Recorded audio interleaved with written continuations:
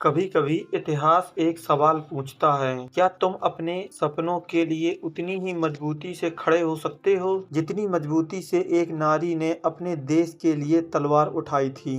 यह कहानी सिर्फ इतिहास नहीं है, यह कहानी साहस, नेतृत्व और आत्मविश्वास की है। यह कहानी उस स्त्री की है जिसने अपने भय को पीछे छोड़कर अपने भाग्य को खुद लिखा। उसने कहा, मैं अपनी झांसी नहीं दूंगी, और उस एक वाक्य ने लाखों सोए हुए भारतीयों को जगा दिया।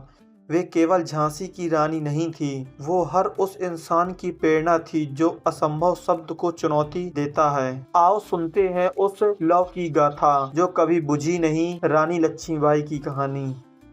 19 नवंबर 1828 काशी की पवित्र भूमि गंगा की लहरों के बीच जन्मी एक बालिका। नाम रखा गया मणिकर्णिका।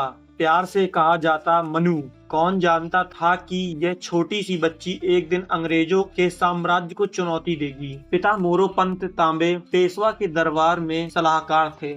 माँ भागीरथी बाई धार्मिक, संस्कारी मगर साहसी थीं। मनु ने बचपन से ही अपने पिता के साथ घुड़सवारी, तलवारबाजी और तीरंदाजी सीखी। जहाँ दूसरी बालिकाएं गुड्डे गुड़ियां से खेल खेलती, वहाँ मनु घोड़े सारंगी पर सवार होकर मैदान में धूल उड़ाती थीं।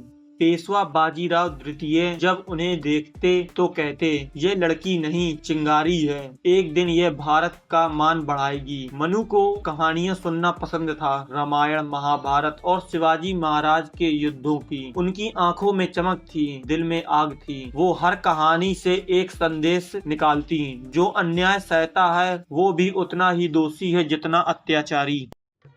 सन 1842 मनु का विवाह हुआ झांसी के राजा गंगाधर राव नेवालकर से। अब मनुबाई बन गई झांसी की रानी लक्ष्मीबाई। राजमहल में कदम रखते ही उन्होंने साबित कर दिया कि वे सिर्फ सुंदर नहीं बल्कि समझदार भी हैं। रानी ने राज्य के प्रशासन, जनता की दशा और शिक्षा के विकास पर ध्यान दिया। वे अक्सर सैनिक के बीच जाकर प्रशिक्षण देखती। रानी लक्ष्मीबाई ने झांसी में महिला शिक्षा शुरुआत करवाई, कर व्यवस्था सुधारी और किसानों के अधिकारों की रक्षा की। राजा गंगाधर राव उनसे बेहद प्रभावित थे। कहते थे, लक्ष्मीबाई तुम्हारे भीतर शिवाजी महाराज की आत्मा बसती है। रानी जनता की माँ कहलाने लगी। हर त्योहार पर वे दरबार खोल देती ताकि कोई भी नागरिक उनसे मिल सके।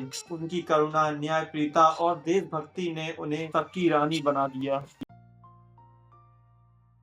1851 में रानी ने पुत्र को जन्म दिया, लेकिन नियति को कुछ और ही मंजूर था। कुछ ही महीनों में वह बालक संसार छोड़ गया। रानी का हृदय टूट गया, पर उन्होंने आंसू नहीं दिखाए। उन्होंने कहा, जो मेरे बच्चे के लिए मैं ना कर सकी, वो मैं इस धरती के हर एक बच्चे के लिए करूंगी। 1853 में राजा गंगाधर राव का देहांत हो गया। मरण से पहले उन्होंने दामोदर राव नामक बालक को गोद लिया और ब्रिटिश प्रशासन को इनकी सूचना दी। लेकिन अंग्रेजों ने डॉक्ट्रिन ऑफ लैप्स नीति के तहत झांसी को नियंत्रण में लेने का निर्णय सुनाया।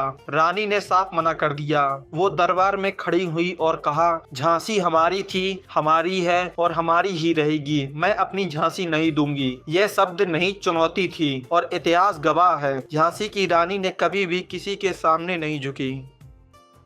1857 जब मेरठ में विद्रोह की चिंगारी उठी, उसकी लपटें झांसी तक पहुंची। रानी लक्ष्मीबाई ने इसे सिर्फ विद्रोह नहीं, स्वतंत्रता की क्रांति समझा। उन्होंने कहा, अब नहीं झुकना है, अब लड़ना है। उन्होंने अपनी सेना का पुनर्गठन किया। मेजर अली, सुंदर मुंदर, झलकारी बाई, खुदा बख्श जैसे सेनानियों को संगठित किया। रानी खुद घुड़सवारी कर सैनिकों को प्रशिक्षित करती। उन्होंने महिलाओं को भी हथियार चलाना सिखाया। झांसी की हर गली में अब आवाज गूंजती, हर घर बनाओ किला, हर महिला बनाओ वीरांगना। उन्होंने जनता को संदेश दिया, जब तक हम जीवित हैं, झांसी गुलाम नहीं रहेगी। उनकी आंखों में आजादी की ज्वाला थी और इस ज्वाला ने पूरे बुंदेलखंड को रोशन कर दिया।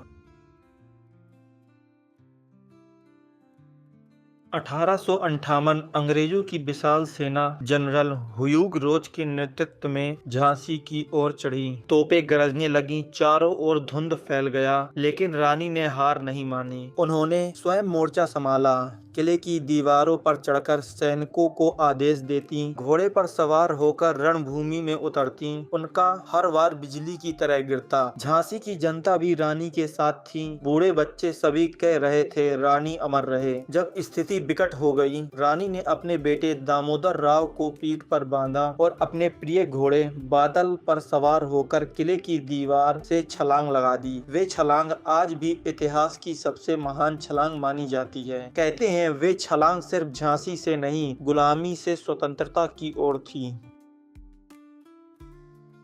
रानी झांसी से निकलकर कालपी पहुंची, जहां उनकी मुलाकात तात्या तोपे और अन्य क्रांतिकारियों से हुई। तीनों ने मिलकर अंग्रेजों के विरुद्ध संयुक्त मोर्चा बनाया। रानी ने वहां भी सेना को पुनः तैयार किया, खुद तोपे चलाना सीखा, रणनीति बनाई और उन्होंने कहा, शरीर थक सकता है पर आत्मा कभी हार नहीं मानती। कालपी के युद्ध में उन्होंने अद्भुत वीरता दिखाई। इसके बाद उन्होंने ग्वालियर की ओर कूच किया और वहां भी किला जीत लिया। अब उन्होंने ग्वालियर किले पर तिरंगा फहराया तो उनकी आवाज गूंजी, अब यह किला किसी राजा का नहीं, भारत माता का है। उनके शब्दों में इतनी शक्ति थी कि सैनिकों के हृदय में नया जोश उमड़ आया। 17 जून 1858 ग्वालियर के पास कोटा की सराय अंग्रेजों ने फिर से हमला किया। रानी पूरी तरह तैयार थी, कवच पहने, तलवार चमकती, घोड़े पर सवार। उन्होंने अपने सैनिकों से कहा, यदि मैं गिर भी जाऊं तो मेरा शरीर अंग्रेजों के हाथ न लगे। युद्ध आरंभ हुआ। रानी एक एक वार से दुश्मनों को गिराती रहीं, परंतु पीछे से एक गोली लगी, वे घायल हुई, फिर भी तलवार नहीं छोड़ी। अंततः वे एक साधु के आश्रम तक पहुंची, जहां उन्होंने अपनी अंतिम सांसें लेते हुए कहा, जय भवानी, भारत माता की जय। उनके वफादार सैनिकों ने उनका अंतिम संस्कार वहीं किया ताकि अंग्रेज उनके शरीर को अपवित्र ना कर सके। रानी की आत्मा आज भी ग्वालियर की मिट्टी में गूंजती है।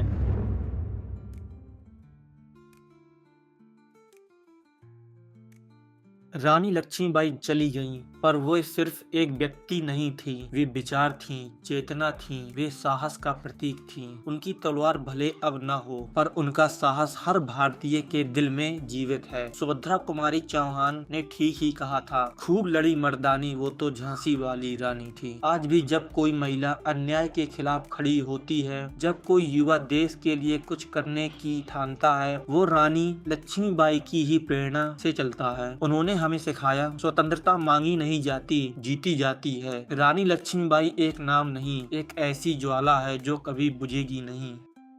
अगर आपको हमारी ये वीडियो पसंद आई हो तो वीडियो को लाइक, शेयर और सब्सक्राइब करें और हमारे रियल लाइफ फैमिली का हिस्सा बनने के लिए चैनल को सब्सक्राइब करें। मिलते हैं ऐसी ही एक और मज़ेदार और इंस्पिरेशन कहानी के साथ। तब तक धन्यवाद। जय हिंद।